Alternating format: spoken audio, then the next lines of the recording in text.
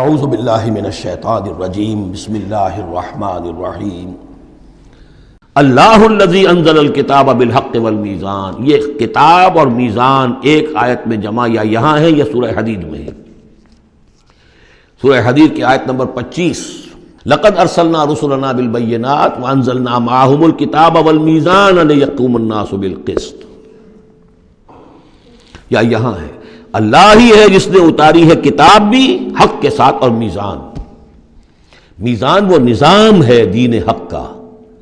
کتاب نے حق مقرر کر دیا ہے، میزان تول کر دیتی ہے. پھر اللہ نے دین کو مقرر کر دیا، لیکن دین کا نظام جب تک نہیں ہوگا تو دین کے مطابق فیصلے کیسے ہوں گے؟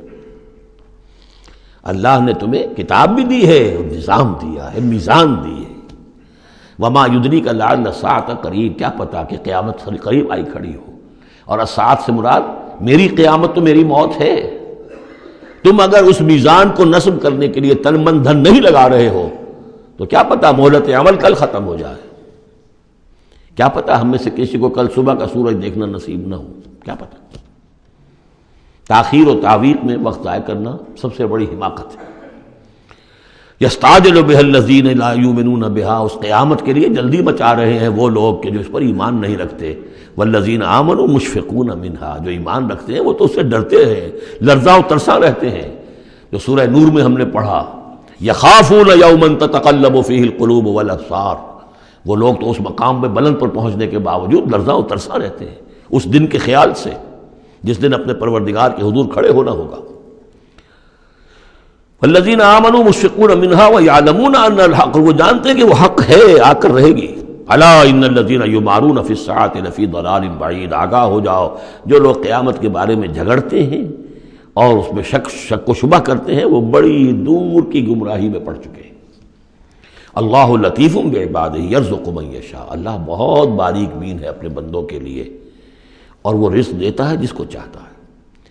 یعنی اقامت دین کی جد و جہد میں یہ فکر نہ تمہیں ہو کہ کیا کھائیں گے کیا پیئیں گے.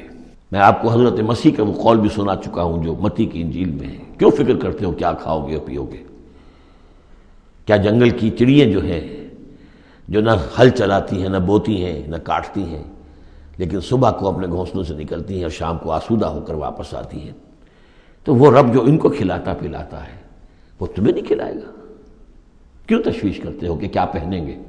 جنگل کی سوسن کو نہیں دیکھتے کہ جیسا خوبصورت لباس اللہ نے اسے دیا ہے. سلیمان بھی اپنی ساری شان و شوکت کے باوجود ویسی پوشاک نہیں رکھتا تھا. تو جو اس گھاس کو یہ سب کچھ دے رہا ہے جو آج ہے اور کل جلا دی جائے گی، کیا وہ تمہیں نہیں، تمہارا تن نہیں ڈھانکے گا؟ لیکن تمہیں ایمان نہیں ہے. تو فرمایا اللہ لطیف ہے اپنے بندوں کے لیے. ایک دفعہ یکسو ہو کر فیصلہ تو کرو کہ اب اپنے آپ کو وقف کرنا ہے اس کام کے لیے. اللہ تعالیٰ وہاں سے رزق دے گا جہاں سے تمہیں گمان تک نہیں ہوگا. من یتق اللہ یجعل لہ مخرجا ویرزقہ من حیث لا یحتسب. لیکن اس کے لیے اللہ پر ایمان ضروری ہے، توکل ضروری ہے. ہاں تھوڑا سا اللہ تعالیٰ امتحان بھی لے لیتا ہے، سختیاں بھی آ جاتی ہیں. امتحان پھر آدمی ثابت کر دے کہ میں تو یکسو ہوں، اے اللہ میں نے فیصلہ کر لیا، اللہ پھر راستے کھول دیتا ہے. وَهُوَ الْقَوِيُّ الْعَزِيزُ، وہ تو بہت قوی ہے، زبردست ہے. اب یہ جو مضمون آگے آ رہا ہے یہ وہ ہے جس کی کلائمیکس ہم پڑھ چکے ہیں سورہ بنی اسرائیل میں. مَنْ كَانَ يُرِيدُ الْعَاجِلَةَ عَجَّلْنَا لَهُ فِيهَا مَا نَشَاءُ لِمَن نُرِيدُ. یہاں وہی مضمون مختصر آ رہا ہے.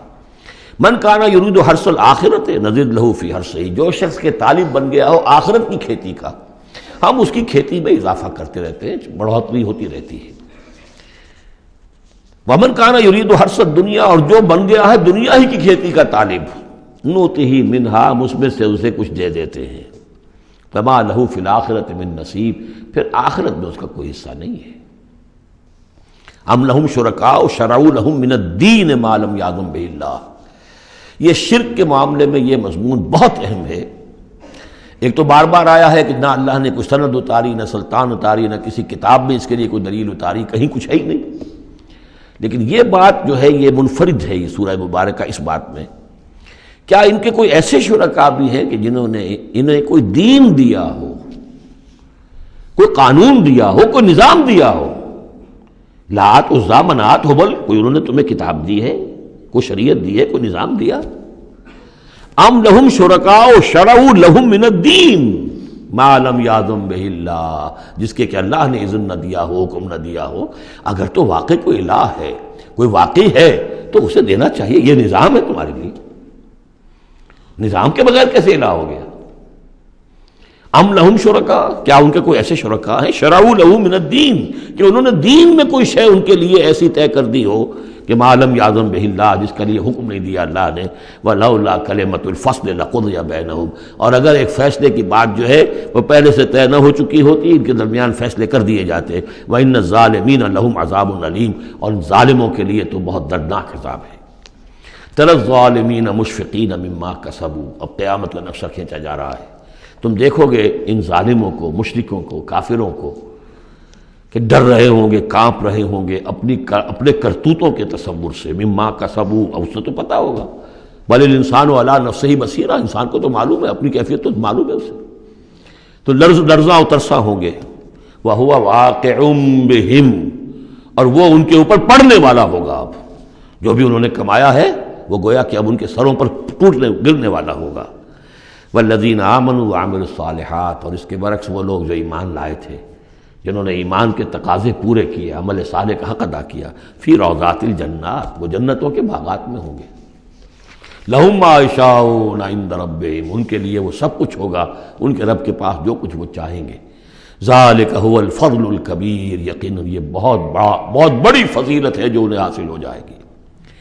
ذالک الذی یبشر اللہ عبادہ الذین آمنوا، یہ ہے وہ انجام نیک جس کی بشارت دے رہا ہے اللہ اپنے ان بندوں کو، الذین آمنوا وعملوا الصالحات، جو ایمان لائیں اور نیک عمل کریں۔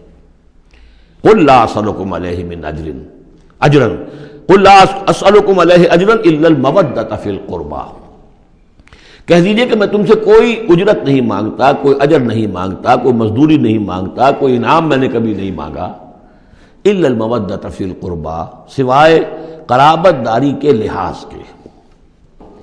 ومن یقترف حسنۃ نزد لہ فیہا حسنا، اور جو کوئی بھی کوئی بھلائی کمائے گا تو ہم اس کے لیے اس میں اور بھلائی میں اضافہ کرتے رہیں گے۔ ان اللہ غفور شکور، یقیناً اللہ تعالیٰ غفور ہے اور شکور ہے۔ صدق اللہ العظیم۔